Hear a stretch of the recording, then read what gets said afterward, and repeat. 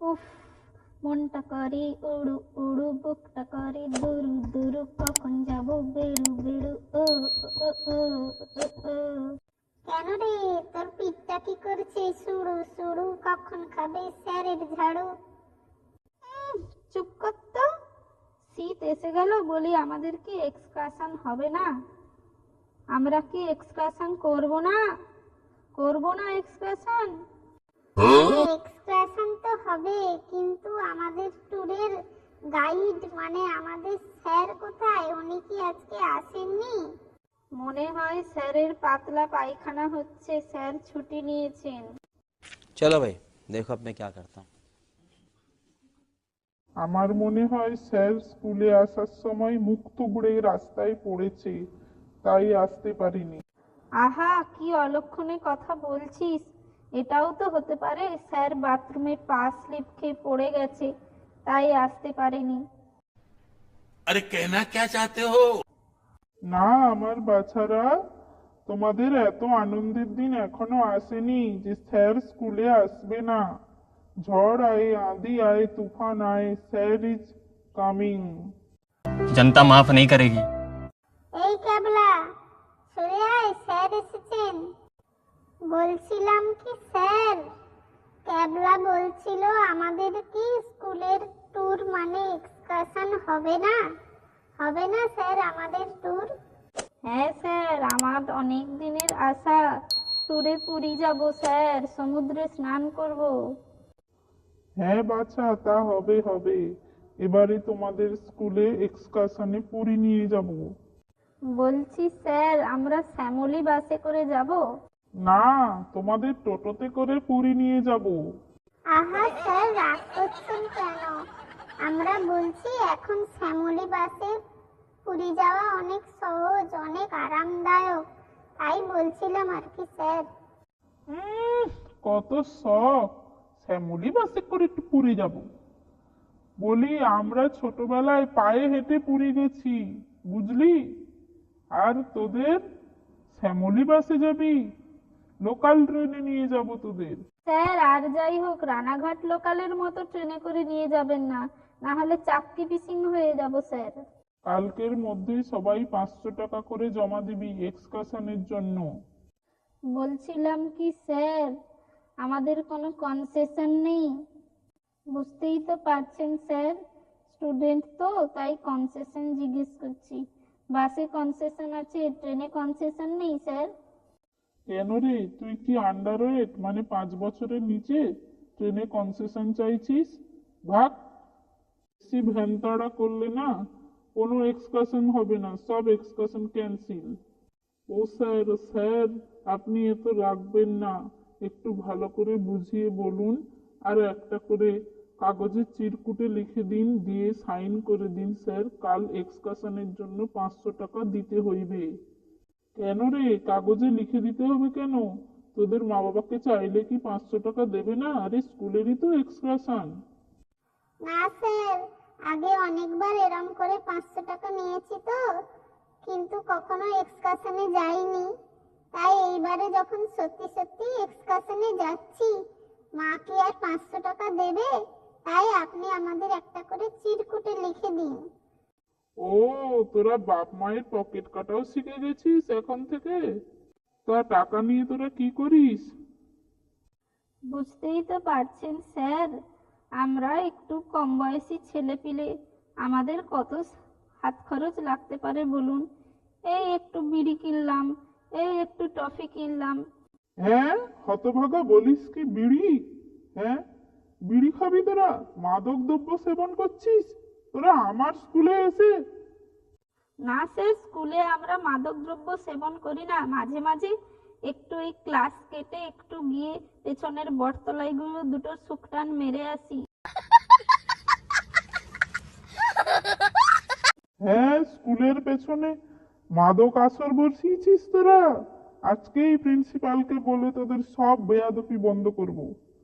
যা, কোনো ট্যুর হবে না, কোনো এক্সকারশন হবে না। Sir please, sir please, sir এবারের মতো ক্ষমা করে দিন, আর কোনোদিন হবে না স্যার, আর কোনোদিন হবে না। আচ্ছা ঠিক আছে, ওই কথাই রইলো, আগামী সপ্তাহে এক্সকারশন হচ্ছে তোদের। এক্সকারশনে আমরা যাচ্ছি পুরী। Several days later. বন্ধু আমার রসিয়া ট্রেনের ভিতর বসিয়া একখানা গান বানাইছি, বলছি তোরা শুনবি নাকি আমার গান? হ্যাঁ ক্যাবলা ভাই হয়ে যাক। ট্রেন চলছে কুঝিক ঝিক, আমার মাথার পোকাগুলো করছে চিক চিক, আর বলছে ও কিপটে স্যার আর কত দেরি, সাগর পাড়ে পৌঁছবো কুইক কুইক। বাহ ক্যাবলা ভাই বাহ, দারুণ দারুণ, কিন্তু আরেকটু সবুর করো, পৌঁছে যাব আমরা। এই কে রে, কে আমাকে কিপটে স্যার বললি? মানে স্যার স্যার ভুল হয়ে গেছে স্যার, আমি আসলে একটা গান বানিয়েছি তো তাই বলছি আর কি। হ্যাঁ 500 টাকাই তো চেয়েছিলাম রে তোদের কাছে এক্সকারশনের জন্য, কিন্তু 500 টাকার বদলে কেউ নিয়ে এসছিস 200 টাকা, কেউ নিয়ে এসছিস 300 টাকা, কেউ বা যা আবার 500 টাকার নোট নিয়ে এলি কুচড়া মুচড়া, যেন কারুর কাছ থেকে ছিনতাই করে নিয়ে এসছিস। স্যার ওই আর কি, সবই তো বোঝেন, একটু ম্যানেজ করে নিন না স্যার। আচ্ছা ট্রেনের ভেতর চুপ করে শান্ত হয়ে আচ্ছা বাচ্চার মতো বসে থাক, আমরা আর একটুক্ষণ পরেই পৌঁছে যাব। জানি তোরা শান্ত নয়, তবুও একটু শান্ত থাকার চেষ্টা কর। এই নে, A few moments later. আমি তোদের কথা রেখেছি, তোদের সাগর পাড়ে নিয়ে এসেছি, সমুদ্রে জলে আনন্দ কর। আর তোদের যে একটা করে দড়ি আনতে বলেছিলাম এনেছিস তো? সেগুলো নিজের নিজের কোমরের এক প্রান্ত বেঁধে দে আর অপর প্রান্তটা আমাকে দে, আমি ধরে বসে থাকি, তোরা সমুদ্রে স্নান কর। এই আয়, আমরা সমুদ্রের জলে বলটা নিয়ে খেলা করি।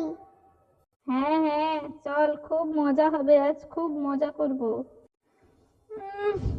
এই বলছি শোন না, একটু জলে ডুব দিয়ে দেখলাম জলটা কি নোনতা, কেউ জলের ভেতরে মুতেছিস মানে সুসু করেছিস নাকি?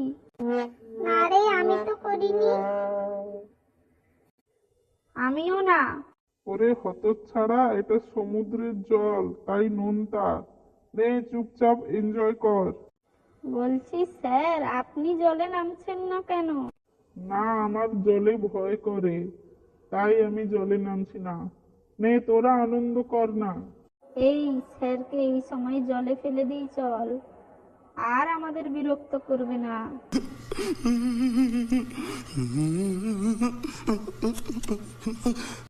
এই সবকটা উপরে উঠে এসে বস, তোদের সঙ্গে একটু গল্প করি আয়। বলতো সমুদ্রের জল নোনতা কেন? স্যার সমুদ্রের জলে সবাই সুসু করে করে নোনতা করে দিয়েছে। এই হতচ্ছাড়া, খালি বাজে উল্টো পাল্টা বকবক করছিস। বলছি স্যার খুব খিদে পেয়েছে, কিছু খাওয়ার না? আচ্ছা আচ্ছা খাওয়াবো, তার আগে বলতো আমাদের খাদ্যের উৎস কি? স্যার খাদ্যের উৎস হলো জোম্যাটো, সুইগি আর রেস্টুরেন্ট তো স্যার আছেই। ওরে হতভাগা, জোম্যাটো সুইগি খাদ্যের উৎস নয়, জোম্যাটো সুইগি আমাদের খাবার ডেলিভারি করে। আজকে তোদের সব কটার খাওয়া বন্ধ। বল সমুদ্রের জলে স্নান করলে ঠান্ডা লাগে না কেন? স্যার আমি জানি স্যার, সমুদ্রের জলে কারেন্ট থাকে তাই ঠান্ডা লাগে না। ওরে এই কারেন্ট সে কারেন্ট নয়। আচ্ছা তাহলে বলতো ভেজা হাতে কারেন্টের তারে হাত দিতে নেই কেন? স্যার আমরা বৈদ্যুতিক শক খেয়ে যেতে পারি তাই। আচ্ছা বৈদ্যুতিক শক কেন খেতে পারি? স্যার কারেন্টের বলতে পাই তাই আমাদের হাতের জলটা খেয়ে নেয়, কিন্তু নিউটনের সূত্র অনুযায়ী প্রত্যেকটা ক্রিয়ার একটা প্রতিক্রিয়া আছে, তাই সে আমাদের হাতের জল খেয়ে নিয়ে শক ফেরত দেয়। ওরে তোদের এই উত্তরে আমি নিজেই শক হয়ে গেছি। বন্ধুরা এরকম মজার মজার ভিডিও পেতে আমাদের চ্যানেলটি সাবস্ক্রাইব করুন, লাইক ও শেয়ার করুন।